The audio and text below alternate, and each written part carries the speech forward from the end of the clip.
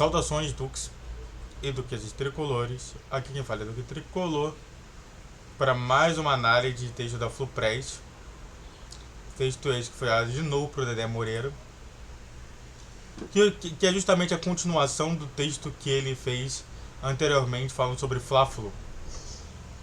Então senta no meu divã e bora nessa.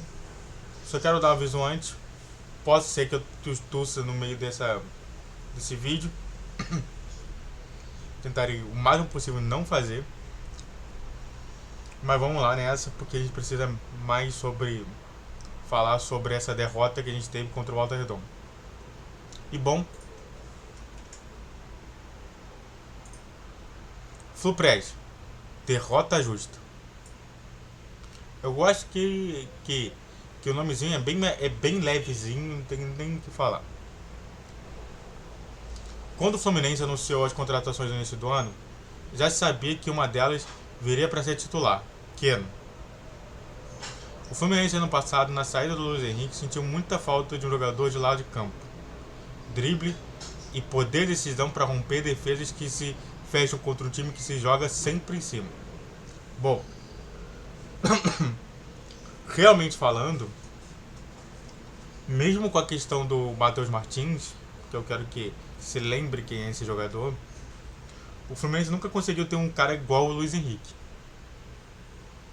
Até promoveram uma enquete sobre qual jogador que você queria pedir para empréstimo até o final do ano, e quem ganhou foi o Luiz Henrique. Tinha vários ali. Aí jogadores do Flu que você queria que votasse. E tipo, o Luiz Henrique ficou em primeiro. Disparado. Pra você ver como que tá faltando um jogador justamente com essa característica. Uma característica de realmente ir pra cima, driblar, não querer nem saber, criar espaço e com isso fazer o gol. Isso é muito importante.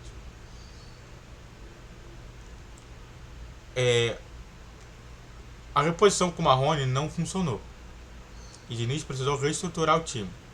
E como ele fez isso e manteve o flow competitivo jogando bem, é muito importante perguntar isso. Antes disso, vamos analisar justamente o que aconteceu. Marrone ele chegou tecnicamente para ser o substituto do Luiz Henrique. Um jogador igualmente alto ao Luiz Henrique. Pelo menos nas imagens que eu tenho de informação que eu tenho do Marrone, era para ser um jogador que também soubesse fazer o que o Luiz Henrique fazia. Só que eu não sei porque realmente parece que o jogador é bem limitado sobre várias coisas e tecnicamente é um Caio Paulista. E sendo um Caio Paulista, então não precisava contratar o Marrone. Tanto que o Marrone hoje só fez uma coisa, que foi fazer gol no Bangu. E também o gol lá contra a Portuguesa, se eu não me lembro bem. A questão justamente o Marrone não funcionou muito por conta da proposta que estava sendo pensada da situação real do Marrone, que é um Caio Paulista 2.0. Primeiro com o Matheus Martins. Você lembra que eu falei do Matheus Martins? E essa situação não foi apenas uma substituição simples. Saiu um jogador posicional e entrou um jogador que flutuava pelo campo, tendo a localização da bola como referência. Tecnicamente falando, o Fluminense ele perdeu muito do seu posicionamento do lado com a entrada de Matheus Martins. Até porque Matheus Martins entendia que realmente não fazia justamente o que o Luiz Henrique fez. E no final, essa mudança de posicionamento toda hora do Matheus Martins funcionou. O time inteiro ficou sendo aposicional, flutuando sempre. Às vezes a gente vê o Matheus Martins no meio, às vezes a gente vê o Martins até na outra ponta, às vezes a gente vê o Matheus Martins na própria ponta, mas servindo mais para o meio.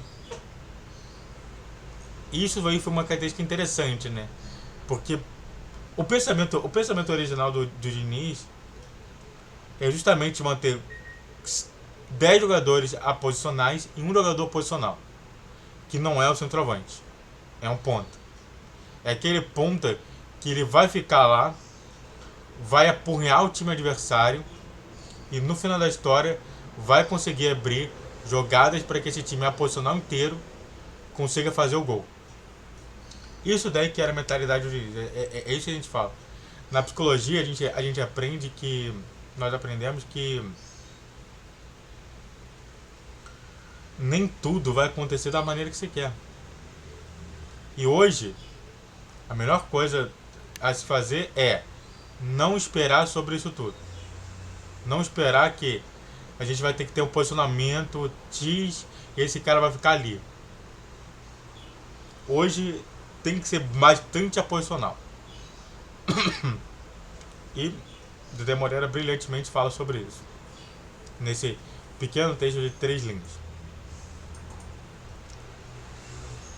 Deixa eu ver aqui. Tá.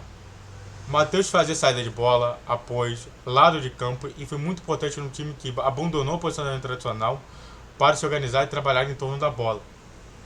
E era isso que deveria estar acontecendo. Na minha história, é isso que eu sempre falava, né? Que o Fluminense era para ser um comboio de um lado e dois bicicletinhos do outro. Não vejo essas duas bicicletinhas acontecendo. E é isso que está fazendo mal pro time. Tem que ser resolvido isso. Antes de continuar, faz tudo que está escrito aí, ó. Se inscreve no canal, faz aquele post, curte, comente, compartilhe. Redes sociais na descrição desse vídeo, vem todo dia 10, 12, 20 horas. Clique na tela e só bora que você não quer saber disso. Bom, isso não mudou quando Diniz optou por Iago. No momento em que Matheus teve uma queda de rendimento no time titular, mas continuou sendo um jogador importante saindo do banco. E o time coletivamente se acostumou a jogar dessa forma. Um trabalho autoral do Fernando e reconhecido por todos como revolucionário. Novamente, Iago, outra referência do esquema posicional, que não quer saber justamente de qual posição ele vai ficar, jogando entre aspas na ponta, porque ele não estava jogando na ponta, ele estava jogando como se fosse um terceiro volante. Ele realmente ia para os dois lados, também fazia jogadas pelo meio, e muito disso funcionou, por exemplo, contra o primeiro jogo contra o Resende, que a gente não vai ver esse funcionamento acontecer hoje. Então sim, foi uma boa lembrança que falava de Iago. Ainda assim, havia a impressão de que faltava sim poder de decisão no terço final do campo. E Keno foi o cara escolhido para fazer esse papel. Virou titular e o Flu voltou a ter um jogador mais posicional e menos fluido no campo. Eu não sei se foi escolha do Keno, se foi escolha do Diniz ou se foi escolha de ambos. Mas agora, não me parece que o Keno hoje faça esse bom papel. Mas vamos analisar para ver se ele fala sobre isso. É interessante como que o Keno ele já era pretendido como titular, mas realmente a gente, eu acho que pode ter um povo que não entenda sobre o Keno titular, e eu não descarto disso, pois a situação do Keno como titular é muito estranha, vendo que no Atlético Mineiro ele era reserva. Então por que com um time melhor ele é titular e com um time pior ele é reserva? Eu acho que tem tudo isso daí tem que ser discutido com a torcida, para a torcida entender melhor. Mas Diniz fez mais mudanças que ficaram muito claras nesses últimos 2 jogos. Diniz tem optado por um ataque mais posicional, Keno aberto de um lado, Arias do outro, para tentar alargar o adversário. Por dentro o Ganso mais adiantado, por trás de centroavante muito colado na última linha defensiva adversária. E isso não está funcionando. Na história, me parece que o time fica muito mais espaçado. E isso não ajuda o time. A história só atrapalha o time. Diversas vezes a gente podia ter um predomínio de um lado de campo e a gente não tinha. E a gente, no jogo, mais precisamente do Volta Redonda, não tivemos esse predomínio de lado de campo. Isso realmente ficou fazendo com que o time do Diniz simplesmente tivesse que tocar a bola para trás para realmente voltar, fazer tudo de novo. E os caras lá preparados. O time do Volta Redonda estava parado. Enquanto o time do Diniz estava cansando, tocando a bola, o time do cara estava parado, ó. faz o que você quiser ir. Então sim, excepcional. Não funcionou no primeiro tempo com o Flamengo, Diniz muda e o time melhora no segundo tempo. Com a entrada justamente de Gabriel Pirani e Lima, que fazem jogos aqui aposicionais. Mas parece que o Diniz não entendeu isso. Tá? O pior disso tudo, deixa eu falar uma coisa aqui pra você. Teve uma vez que eu perguntei na minha faculdade, isso é muito bom, né? Sempre levar um caso meu pra entender melhor sobre o que eu tô falando. Que eu falei assim, cara, às vezes eu acho que as pessoas não entendem o que estão fazendo. E é isso que faz muito mal até mesmo pra própria psicologia, né? Que eu sou psicólogo. Eu falei assim, cara, é muito simples. Às vezes a gente tem que se perguntar. Imagina você perguntar, por exemplo, pra um cara que pega justamente uma caixa e fala assim, o que você tá fazendo? Aí o cara fala assim, não sei. Ué, você não tá com uma caixa na tua mão? Por que você não tá Por que você não falou que eu tô pegando uma caixa? E tô levando em outro lugar? Isso aconteceu, tá? Comigo. Então, pra você ver só como que é a situação. Às vezes, não é simplesmente jogar por jogar ou fazer o que ele quer. Mas tem uma reflexão sobre isso tudo. Que é o que eu tô vendo todas as pessoas falando sobre o Diniz. Mas ele aposta de novo nessa estrutura contra o Volta Redonda e não funciona de novo. E dessa vez ele vai até o fim dessa forma. Ele continuou com a mesma situação. Com a gente perdendo em número em todos os lugares. Arias fez seu pior jogo do ano, muito porque realmente o Arias ele é muito aposicional, ele não quer ficar num local só. Preso na ponta direita no primeiro tempo e em parte do segundo, preso na ponta esquerda a partir da entrada de Marrone, que foi jogar no lado direito. Piorou a situação, né? Porque se já no lado predominante ele estava ruim, no lado menos ainda, menos predominante, ele vai ficar pior, né? Ganso mais adiantado não tem nenhuma condição. Precisa estar na frente pro jogo, precisa estar mais com a bola e organizar o time. É isso que eu falei do Ganso. Eu falei lá atrás, o Dedé Moreira já fez um texto desse. Eu acho que foi na segunda, na primeira metade de fevereiro, já comentando sobre isso, e me parece que nada mudou. É muito bom a gente analisar o texto sem lembrar sempre o que você estava escutando lá atrás. É por isso que é muito bom também ver meus vídeos, porque todos os meus vídeos importam. O Fluminense ontem, assim como o Flamengo, fez apenas uma jogada trabalhada que resultou numa grande chance de gol. Comparado a 2022, é muito pouco. E realmente é muito estranho o que a gente está acontecendo. Há lógica na tentativa. Em 22 o Flu jogou bem com o Luiz Henrique aberto. Mas Luiz é um jogador muito superior a Keno e Ganso. Podia ir mais atrás que Nonato. Chegava toda hora na frente por dentro. Característica que Martinelli não possui. E é isso que é interessante, né? Porque enquanto o Nonato ele jogava muito flutuando até mesmo sendo um segundo atacante, Martinelli não faz isso. Isso daí é um erro. É por isso que toda hora quando o Martinelli ele vira como primeiro volante, parece que ele melhora. E até mesmo poderia, justamente, assim, numa eventual situação, tirar um pouco essa questão de Martinelli e André, colocar o André atrás, como se fosse um terceiro zagueiro, colocar o Martinelli ali, tirar colocar o Alexander mais no meio, colocar um lateral e tirar o Keno. Talvez até seria melhor sobre isso. Faria justamente o time realmente poder flutuar com seus jogadores. Mas vamos ver se ele vai fazer isso. Ganso mais adiantado não tem condição nenhuma. Precisa estar à frente do jogo, tá? A lógica da tentativa, e aí realmente falei. Depois com a saída de Nonato e Luiz, a solução foi Martinelli e um jogador flutuando, Matheus Martins, depois Iago, e o time foi bem. Que era justamente isso, né? Porque me parece que o Martinelli é um jogador muito mais de primeiro volante do que segundo. Enquanto isso, o próprio Nonato ele é muito mais segundo e até mesmo amador. Então a gente perde justamente uma característica bem ofensiva, que foi Nonato, e a gente não restabeleceu isso como outra característica bem ofensiva, e sim bem mais defensiva.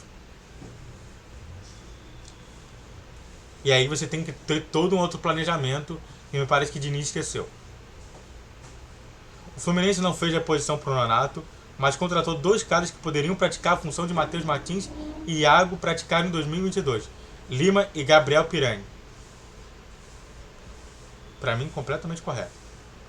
O excelente trabalho de 2022 precisa de evolução e não de reconstrução. Voltar a usar o lugar da bola como referência, trazer Ganso de volta para a organização, optar por um Arias mais fluido.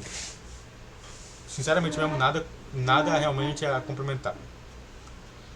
Se o Fluminense tivesse um jogador com poder de decisão altíssimo pelo lado, até valeria um sacrifício coletivo por conta dessa individualidade. Mas não tem. Que não tem sido esse cara e, portanto, a solução é o coletivo. Muito bom. E o coletivo hoje pede a volta de um sistema menos rígido, como o Fluminense teve em 2022 no pós-venda de Luiz Henrique. Tá muito claro a melhora do time sem David Braz e Keno, como foi no Fla-Flu, e principalmente fazendo os jogadores trabalharem em torno da bola. Não acho que sem David Braz, mas sim, na minha concepção, eu acho que poderia se optar pelo Guga no lado oposto que ele joga, colocar o Alexander, tirar esse Martinelli, porque eu não acho que porque é tirar o David Braz. Na minha concepção, esse daí foi o único erro. Pra mim, na minha concepção, não é por conta do David Braz que o time tá ruim. O time tá ruim. Pra você ver só, foi por conta de uma jogada de contra-ataque. Que se o David Braz estivesse lá e não o André, realmente a gente não tomaria o segundo gol do Volta Redonda e a gente não falaria de derrota justa.